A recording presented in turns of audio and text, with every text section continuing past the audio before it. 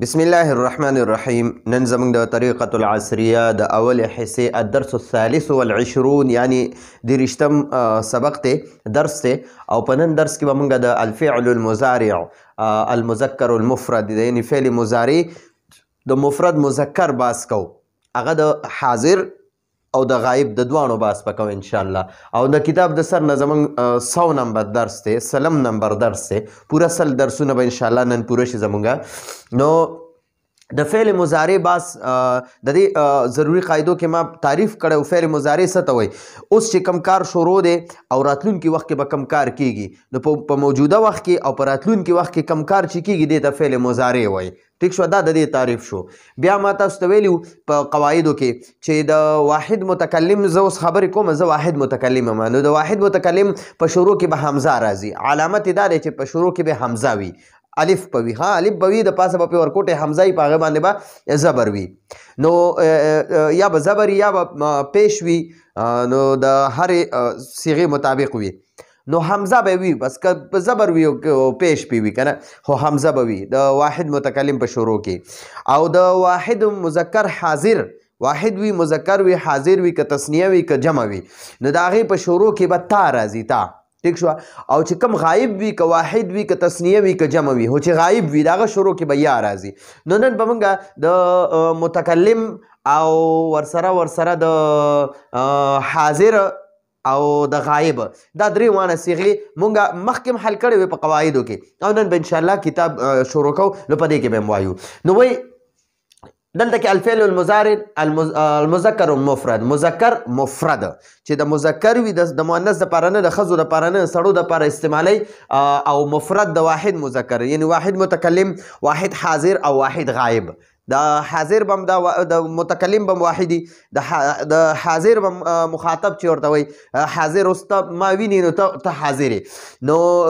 د حاضر بم یو واحد مذکر حاضر وي، او د غایب بم واحد مؤنث غایب. صيغې دا درې به استعمالیږي چې. نو اوس وایي هذا کتاب، هذا منه ده دا، او کتاب کتابون، هذا کتابون، هذا کتاب دا کتاب دی. انا منه ده زه، اخذو دا د واحد متکلم صيغه د دې په شروع کې حمزه دی. اخذو معنی د اخلم، الکتاب کتاب، یا زنیسم.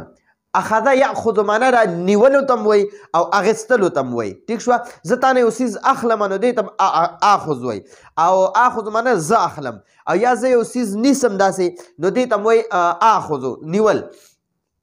انا اخذ الكتاب، انا زه اخذ الكتاب، کتاب اخلم. انا زه کتاب اخلم، یا زه کتاب نیسم، زه کتاب نیسم. انا اخذ الكتاب، انا اخذ الكتاب، زه کتاب نیسم. انا اخذ الكتاب، زه کتاب نیسم. انا معنی ده زه. افتح دا ګورئ په شروع کې چې حمزه وي نو دا به د واحد متکلم، دا به ځان لپاره استعمالوم چې زه وایم زه کتاب کولاوم. نو انا افتح الكتاب، فتح یفتح معنی د کولاول، یو سیز کولاول. نو انا افتح الكتاب، زه کتاب کولاوم. انا افتح الكتاب، زه کتاب کولاوم. انا افتح الكتاب، زه کتاب کولاوم. انا اقرأ الكتاب، انا اقرأ الكتاب، زه کتاب ویم، زه کتاب لولم. اردو کې میں کتاب پڑھتا ہوں. ٹھیک شو جی. نو انا اقرأ الكتاب، زه کتاب وایم، زه کتاب ویم.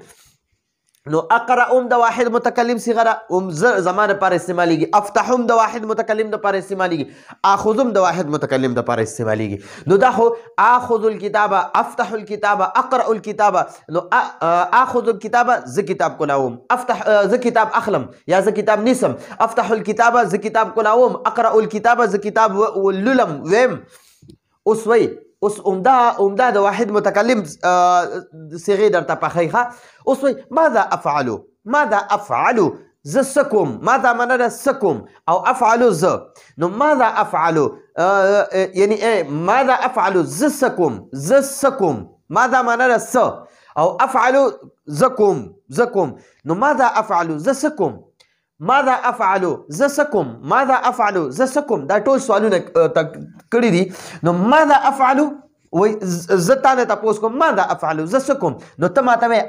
انت ته تأخذ الکتاب وګوره چې زه وایم زه کتاب نیسم نو زه وایم آخذ الکتاب او چې وایې ته کتاب نیسي نو انت تأخذ الکتاب زه وایم زه تا نه تپوس کوم ماذا افعل زه څه کوم نو ته ماته وایې انت تأخذ الکتاب ته کتاب نیسي یا ته کتاب اخلي ٹھیک شو انت تأخذ مانا ته نیسي یا ته اخلي اردو کې وایي تو پکڑتا ہے یا تو لیتا ہے ٹھیک شو نو انت تأخذ الکتاب ته کتاب نیسي ماذا افعل زه بیا تا نه تپوس کوم ماذا افعل زه څه کوم نو ته ماله جواب راکې انت تفتح الکتاب ته کتاب کولاوې تفتح مانا ته کولاوې تأخذ مانا ته اخلي تقرأ مانا ته لولي ته وې ٹھیک شا او آخذ مانا ز اخلم ز نیسم افتح مانا ز کولاوم اقرأ مانا ز ویم او دلته کې تأخذ ته نیسي تفتح ته کولاوې تقرأ ته لولي نو انت زه تپوس کوم ماذا افعل زه څه کوم نو ته ماله جواب راکې انت تأخذ الکتاب ته کتاب نیسي یا ته کتاب اخلي ماذا افعل زه بیا تپوس کوم زه څه کوم ته ماله جواب راکې انت تفتح الکتاب انت ته تفتح الکتاب کتاب کولاوې ته کتاب کولاوې بیا زه تپوس کوم ماذا افعل زه څه کوم ته راله جواب راکې انت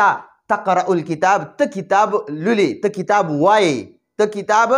وې ٹھیک شو نو دا زمونږ د واحد متکلم ٹھیک شو جی او د مخاطب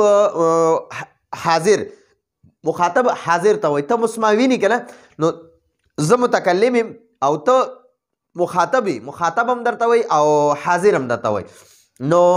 دا تأخذ تفتح تقرأ دا د حاضر د پاره وي تأخذ ته نیسي تفتح ته کولاوې تقرأ ته وایې نو دا زموږ سره د واحد متکلم او د واحد مخاطب صیغې وي اوس په موږ د غایب صیغې وایو خالد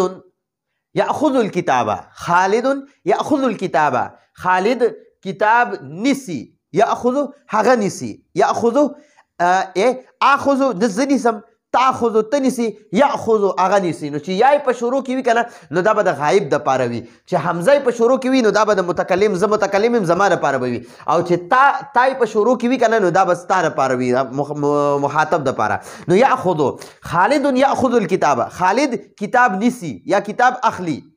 هو هغه یفتح الکتاب کتاب کولاوي هو يفتح الكتاب هغه کتاب کولاوي هو يفتح الكتاب هغه کتاب کولاوي هو يقرأ الكتاب هغه کتاب لولي هغه کتاب وایي ٹھیک شو اردو کې وہ کتاب پڑھتا ہے نو هو يقرأ الكتاب هغه کتاب وایي نو دا یای چې په شروع کې وي کنه نو دا د غایب د پاره وي ٹھیک شو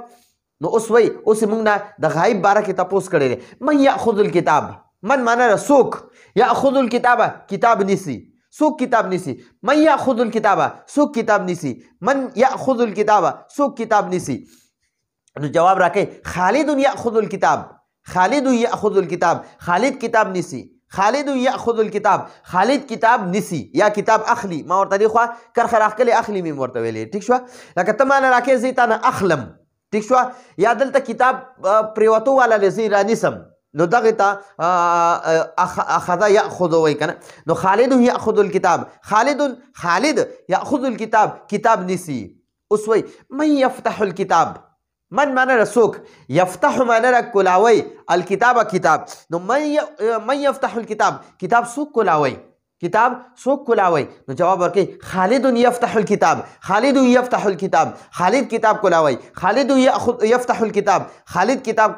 کولاوي بیا تاسو کوي من يقرأ الکتاب سوک کتاب وای سوک کتاب لولي سوک کتاب وای نو جواب ورکړي خالد یقرأ الکتاب خالد کتاب وای ٹھیک شو جی نو اردو کې خالد کتاب پڑھتا ہے دلته جواب کړي سوال کړي من یاخذ الکتاب کتاب کون پڑھتا ہے یا کون کتاب پڑھتا ہے نو جواب کې خالد یقرأ الکتاب خالد کتاب پڑھتا ہے مونږه پښتو کې وای من معنا رسوک یقرأ الکتاب کتاب وای کتاب لولي نو جواب کې خالد یقرأ الکتاب کتاب وای ٹھیک شو یا کتاب لولي نو چاته چې څنګه پښتو اسانه وي نو مونږه هغه شانتي به کوشش کوو چې بیانو نو دا زمونږ سلم نمبر درس او د الدرس الثالث والعشرون دیرشتم نمبر سبق دویم سبق دی د دیرشتم درس نو دویم سبق دی د دې نه مخکې سبق کې مونږ ضروري قواعد ویلیو او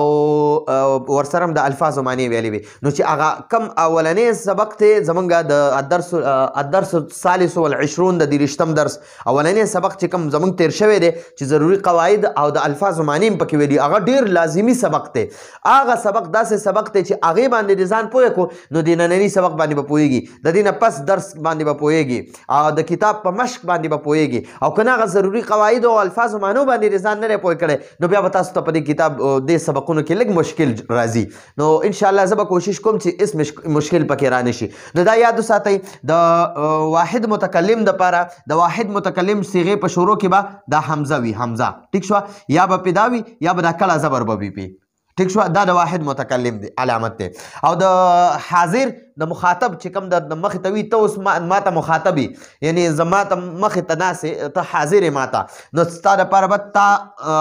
علامت وي د فعل په شروع کې به دا تا راځي تا ټیک شوه تا به راځي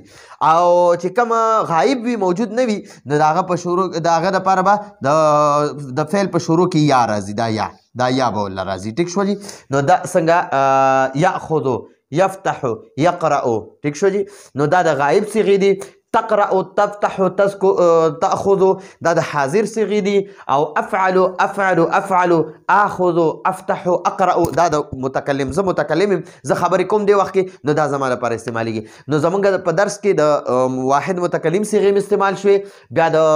حاضر صیغې م استعمال شوې او د غایب صیغې م استعمال شوې نو دا زمونږ د نن ورځې درس و راتلونکي درس پر اجازه غواړو هذا هو المرام والله اعلم بحقیقة الكلام